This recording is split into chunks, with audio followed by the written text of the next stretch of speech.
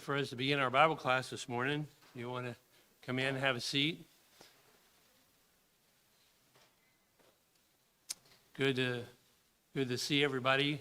If you're visiting with us, we're glad you're here. And if you haven't picked up one of those packets, please do that, or somebody will give one to you.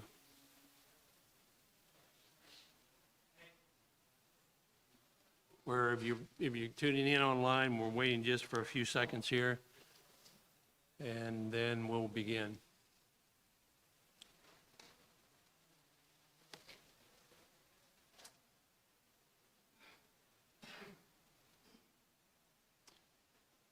Let's begin with a prayer.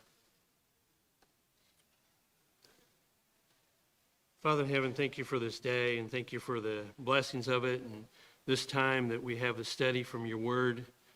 We pray that it will be profitable and it may encourage us, and that we may strive to study it more, and that we may grow closer to thee. We thank thee for your Jesus, your son, and the example he gave, and help us to be more like him. For through his name we pray. Amen. Well, as most of you know, I'm not the normal teacher here. As I usually say, I am normal, but Jacob, our pulpit preacher, is the one that is conducting this class, but he's not here this morning. He's away, so I'm going to fill in this morning. And if you want to be turning to Daniel chapter 2, that's where we'll be studying. Daniel chapter 2.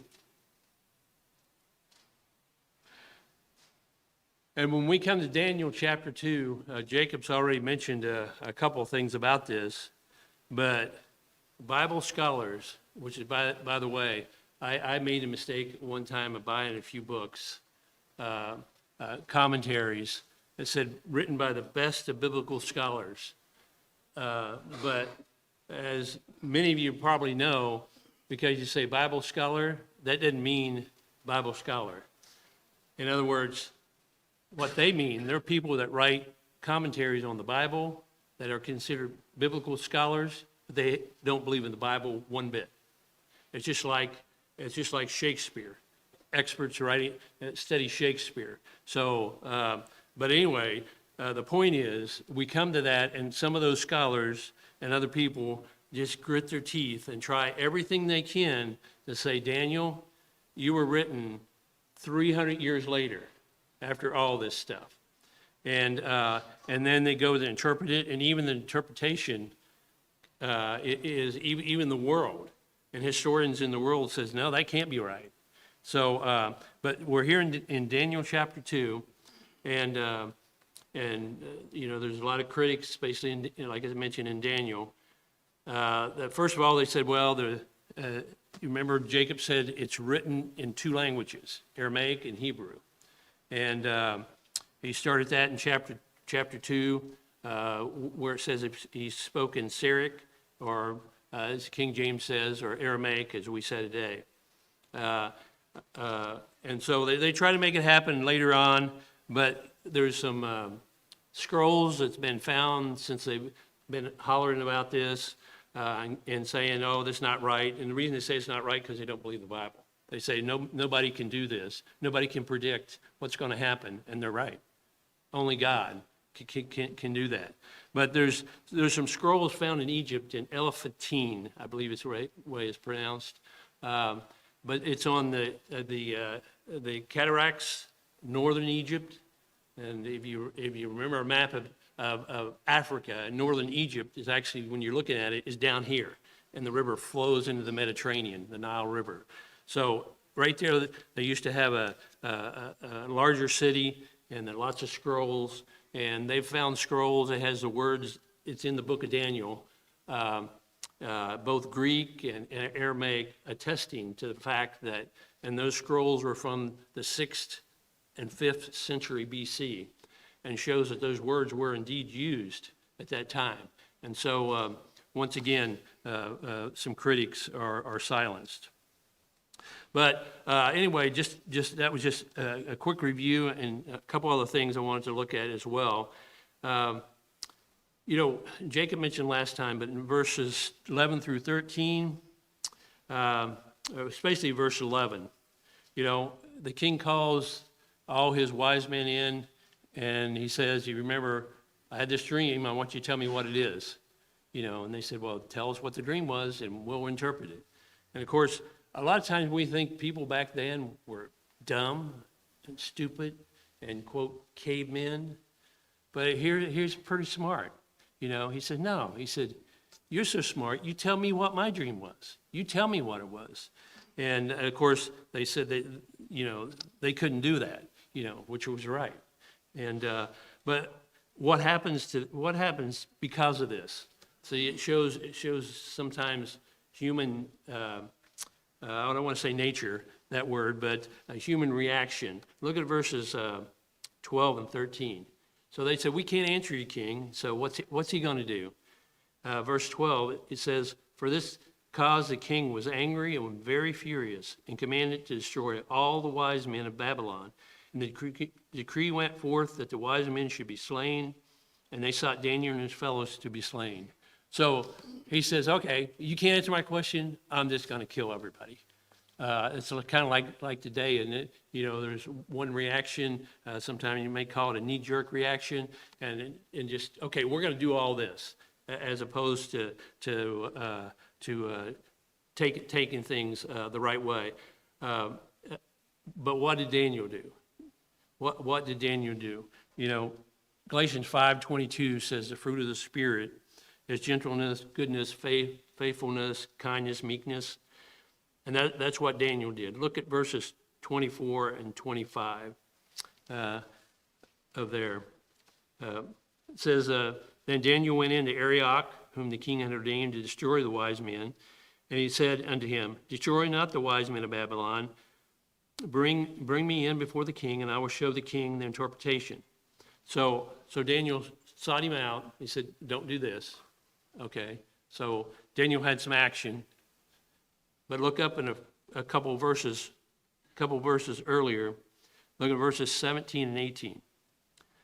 After Daniel heard what was going to happen. Then Daniel went in his house and made the thing known to Hananiah and Mishael and Azariah. You remember that was Meshach, Shadrach, and Abednego, as a lot of people know it. That they would desire the mercies of God of heaven concerning this secret, and Daniel and his fellows should not perish with the rest of the wise men. Okay, and then the next verse, it says it was revealed. So what did Daniel do? Number one, he took action. Number two, he sat down and he prayed about it, that he might take the right action. The king just flew off the handle and said, okay, I'm going to destroy everybody. And so that's the difference we see sometimes with the worldliness versus a godly person. They don't react immediately and get furious. They think about it. They take a logical reaction to what would happen, take action, pray, and then we'll see what happens. So that's what Daniel did, as opposed to the king. And so in verses 18 and 19, I believe this is about where we left off, maybe verse 20 last time. But in 18 and 19, especially in verse 19, where it was revealed into Daniel. And so Daniel goes back to this Arioch, the captain of the guard, and says, I want to go talk to the king because I can tell him what the dream is. And but look at, if you look further down in verse 25, who found who? Is that a reaction we find today?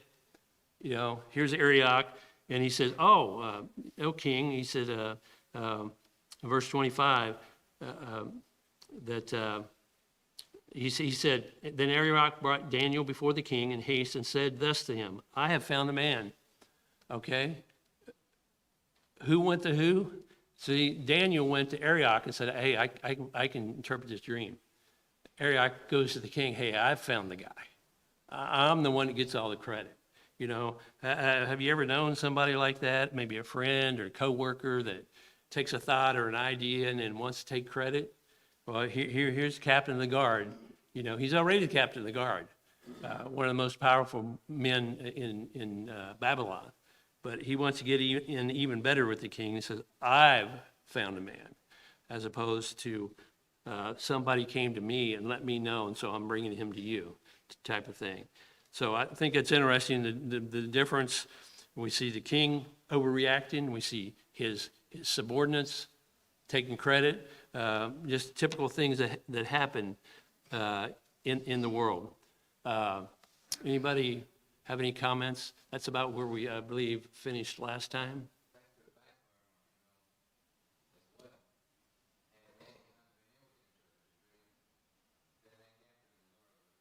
Yeah, that's right. If the dream, if he hadn't been able to do it, that captain of the guard would have been toast. That's right. I have a feeling though that since Daniel had been there for a while and he knew him, earlier on it says, he was wiser than all the men in Babylon.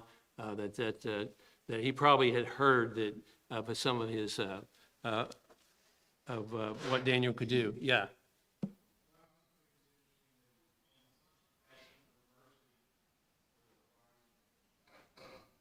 Yeah, yeah, yeah. That's a good point. When Daniel went to talk to Arioch, and he said, don't destroy the wise man of Babylon. So it wasn't just him and his three friends.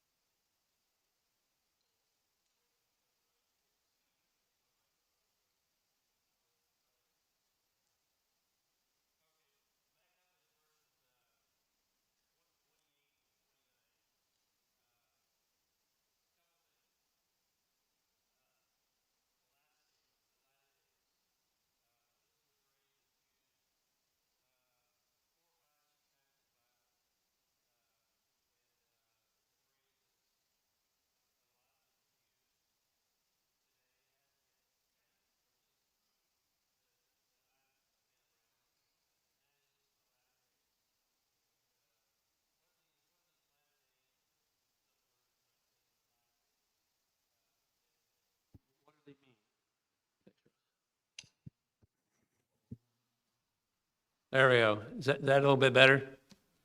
All right. But so what are these latter days? First of all, I get my notes straightened up here. So in Acts chapter 2, as I mentioned, this chapter of Daniel, critics of the Bible, some Bible scholars just want to take out. The other chapter people want to take out is Acts chapter 2. You might want to throw in Isaiah chapter 2 with there. But in Daniel chapter 2, this dream, he's going to prophesy about a kingdom here. And we're going to read it here in just a minute. And in Acts chapter 2, Peter, on the day of Pentecost, if you want to turn there just a moment, let's just turn there for just a moment. Acts chapter 2.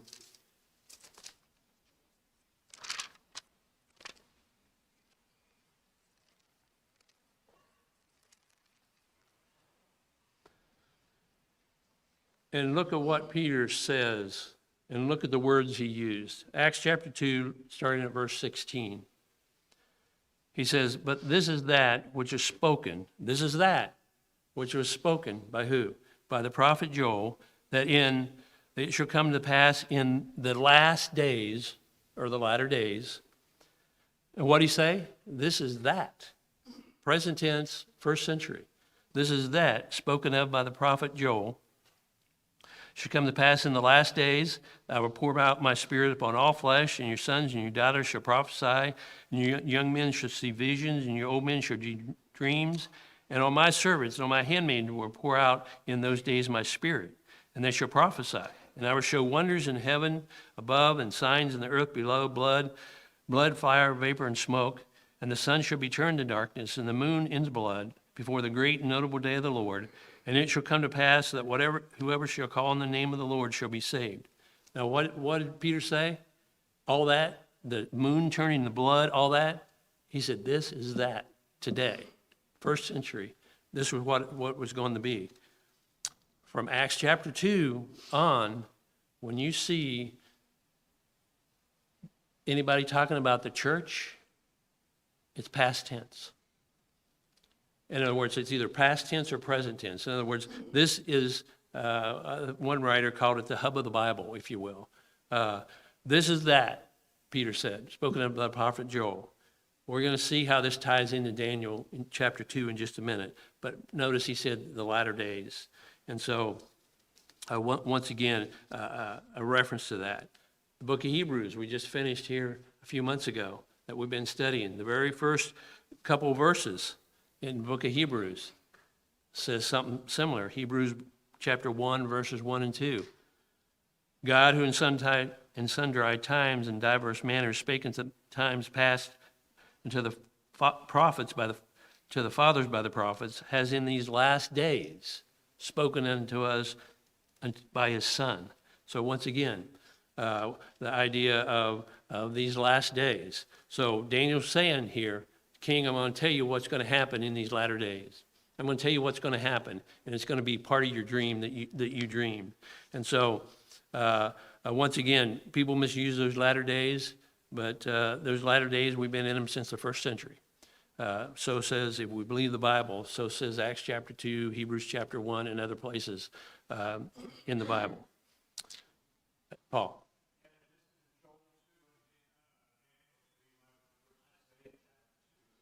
Right.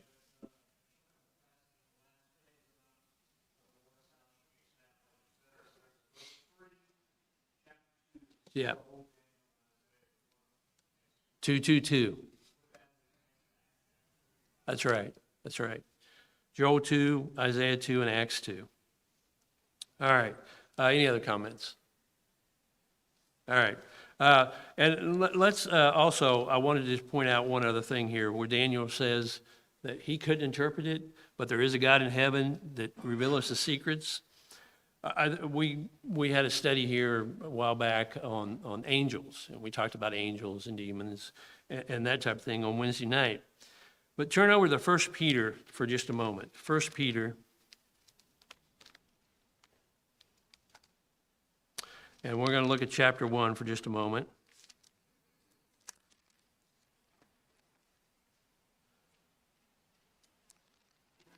And this has to do with the secrets of God and those being revealed. Look at verses, starting verse 7 of 1 Peter. I tried to get it into the thought that it was doing, but it says, "The trial of your faith, being more precious than gold that perisheth, so that it be tried with fire, might be found in the praise and honor and glory at the appearing of Jesus Christ, whom, having not seen," so it's talking about Jesus, "ye love, in whom though now ye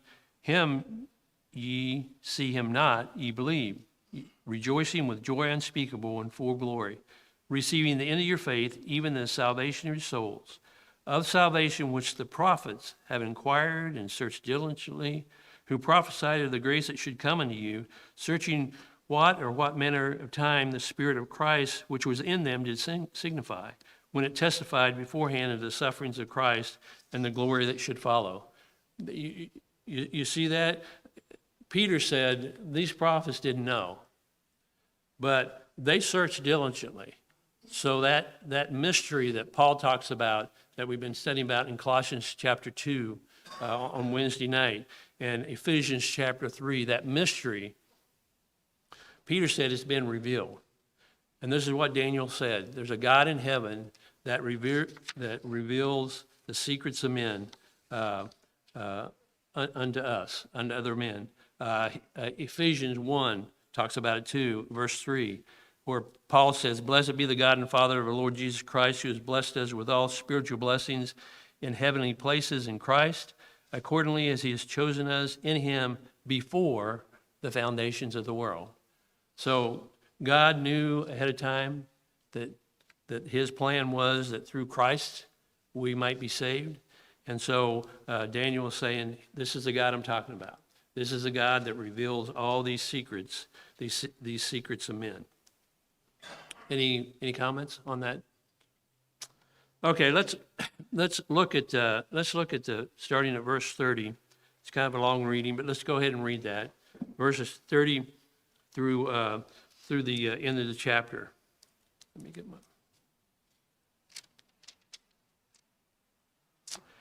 And it says, "But as for me," this is talking, Daniel talking, "this secret is not revealed to me for any wisdom that I have, any more than any living, but for their sakes shall make known the interpretation to the king, and that thou mightest know the thoughts of thy heart. Thou, O king, sawest and behold a great image. The great image, whom brightness was excellent, stood before thee, and the form thereof was terrible. This image ahead was of fine gold, its breast and arms of silver, its belly and its thighs of brass, its legs of iron, and his feet part iron and part clay. Thou sawest till a stone was cut out of the mountain without hands, which smote the image upon his feet that were clay and iron, and brake them to pieces. Then was the iron and clay and the brass and silver and gold broken to pieces together, became like chaff of the summer threshing floor. And the wind carried them away, and there was no place found for them. And that stone which smote the image became a great mountain and filled the whole earth." By the way, when up there in verse 35, when he said, "became like the chaff of the summer threshing floor," that phrase it means be desolate, no more. In other words, so if you go to Babylon, they're still excavating over there, which is in present-day Iraq. You go to Persia, you go to Rome, other than just the buildings they have for tourist attraction. The Greek, the same thing. All those temples are destroyed. You go over there is a tourist sightseeing thing, but they're no more. They were just strewn to the wind. And so that's what that phrase means. Verse 36 says, "This is a dream, and we will tell the interpretation thereof." And I think it's interesting, he says, we. He's not, once again, he's not given the interpretation that he has. He's saying, we, I'm God's spokesman, and God's the one doing this, but I'm his mouthpiece. So we're going to give you that interpretation. "Thou, O king, art the King of kings, for the King of heaven has given thee kingdom, power, strength, and glory." And Whosoever the children of men dwell, the beasts of the field and the fowls of the air, has given into thy hand, has made thee ruler over all them. Thou art the head of gold. And after thee shall rise another kingdom inferior unto thee, and another kingdom third of brass, which shall bear rule over all the earth. And the fourth kingdom shall be strong as iron, for as much as iron breaketh in pieces, subdueth all things, and as iron that breaketh all these things shall break in the pieces and bruise. And whereas thou sawest the feet and toes, part of the potter's clay and part of iron, the kingdom shall be divided. But there shall be in it strength of iron, for as much as thou sawest iron mixed with mire clay. And as the toes and the feet were part of the iron and part of the clay, so shall the kingdom be partly strong and partly broken. And whereas thou saw iron mixed with miry clay, they shall mingle themselves with the seed of men. They shall not cleave to one another, even as iron is not mixed with clay. And in the days of those kings shall the God of heaven set up a kingdom, which shall never be destroyed. And the kingdom shall not be left to another people, but it shall break into pieces and consume all these kingdoms, and it shall stand forever. For as much as thou sawest the stone that was cut out of the mountain without hands, that it break into pieces the iron, the brass, the clay, the silver, the gold, the great God has made known to the king what shall come to pass hereafter. And the dream is certain, and the interpretation thereof sure. Then King Nebuchadnezzar fell on his face and worshipped Daniel, and commanded that they should offer an oblation and sweet odors unto him. The king answered Daniel and said, of truth, it is that your God is the God of gods, the Lord of kings, and a revealer of secrets, seeing thou couldst reveal this secret. Then the king made Daniel a great man, and gave him many gifts, and made him rule over the whole province of Babylon, and chief of the rulers over all the wise men of Babylon. Then Daniel requested the king that he set Shadrach, Meshach, and Abednego over the affairs of the province of Babylon. But Daniel sat in the gate of the king. And so here's this, the kind of three-part discussion here. He declares what the dream was. He tells the king what the interpretation of that dream was. And then we have the king's reaction in verses 46 through 49. And the history of this, if you look, let me just ask this and put it simple. How many types of metal did Daniel mention? How many types of metal did he mention was there? 4? 4, right? He didn't mention 5. Some people want to go 5 because it talks about the feet and the toes of clay and iron. But he was talking about the same kingdom because he's talking about that same as iron breaks all these other kingdoms. So 4 kingdoms. And what do we know? Do we know what these 4 kingdoms were?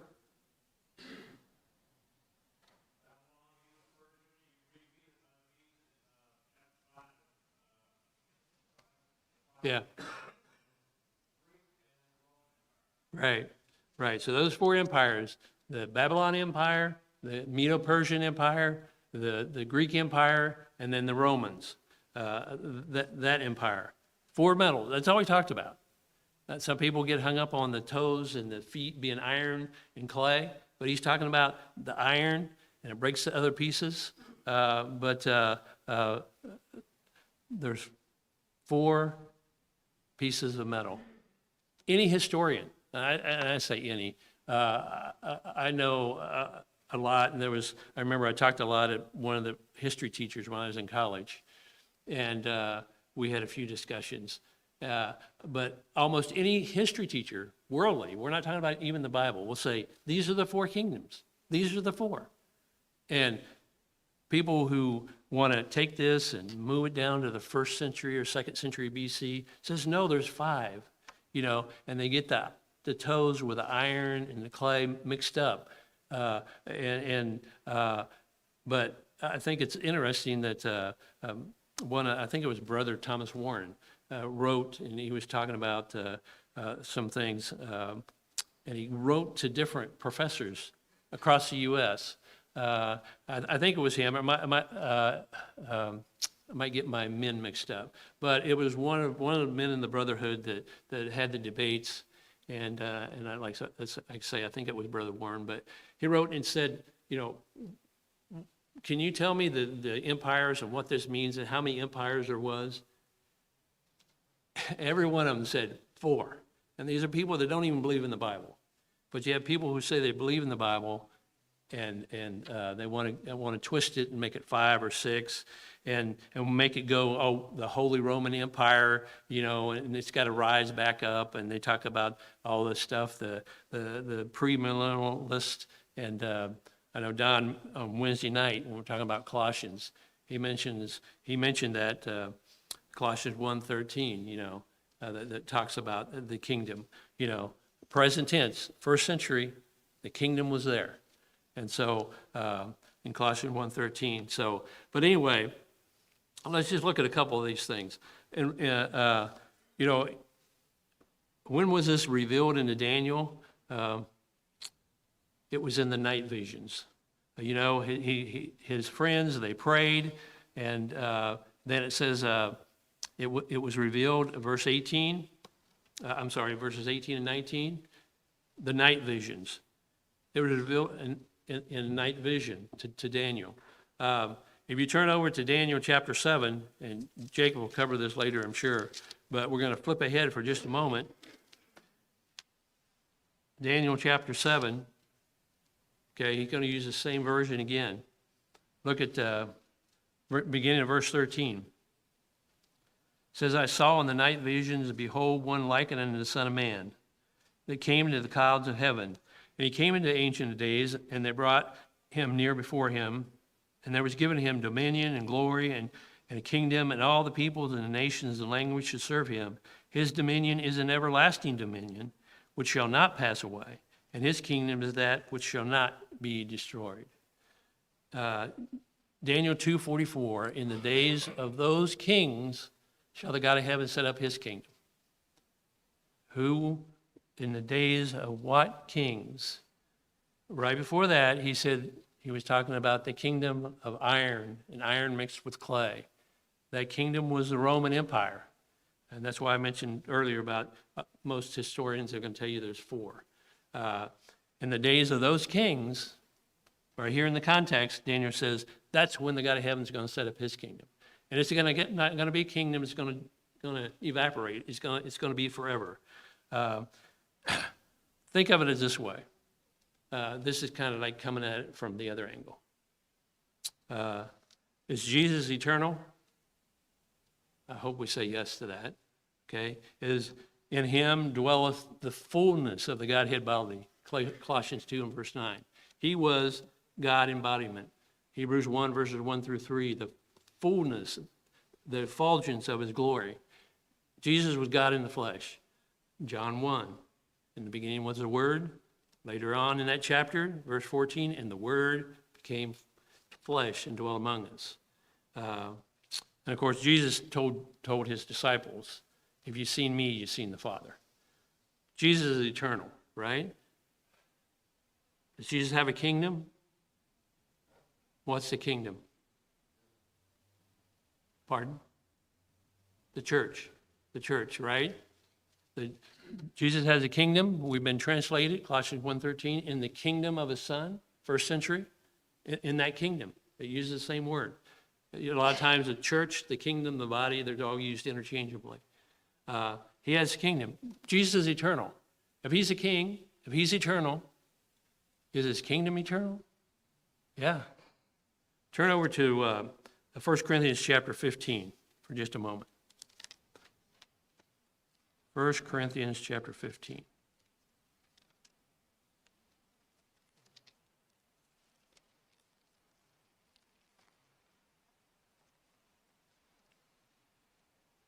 And look what 1 Corinthians 15 and verse 24 says.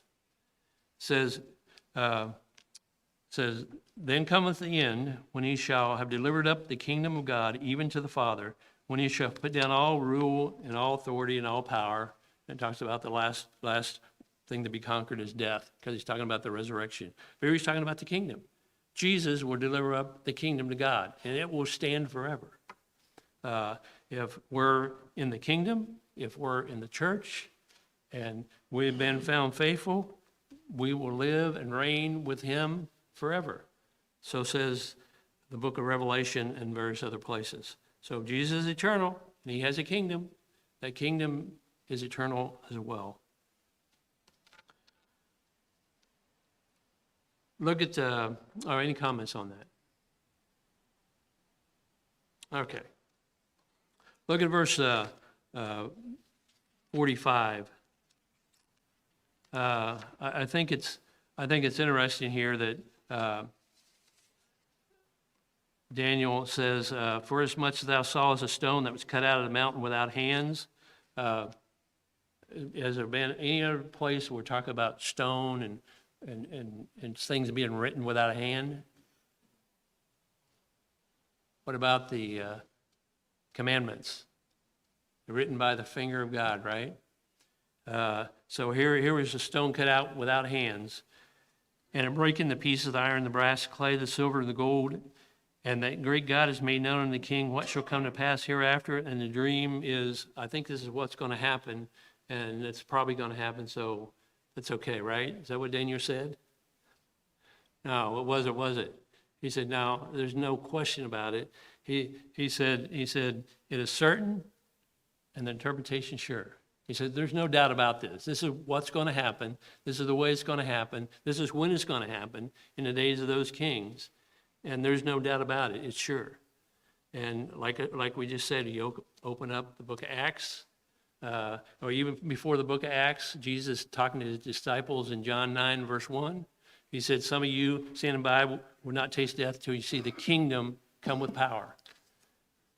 Acts chapter 2, the kingdom came with power. Peter said, this is that which was spoken of by the prophet Joel. It came with power, it came with glory on the day of Pentecost. And that kingdom has been around for 2,000 years approximately, and it will be around eternally, because that kingdom will not be given to another people, as Isaiah chapter 2 says, as Paul mentioned earlier. It will stand forever. Any other comments?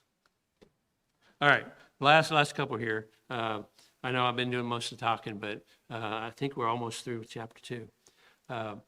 So in Daniel, in verses 48 and 49, so this is kind of well, really back in verse 46. 46 and 47, it's kind of like, this is the question people ask sometimes. Did Nebuchadnezzar worship Daniel? Did Daniel accept his worship? It says, then Nebuchadnezzar, verse 46, fell on his face and worshiped Daniel and commanded they should offer oblation and sweet odors unto him. Did Daniel accept that worship?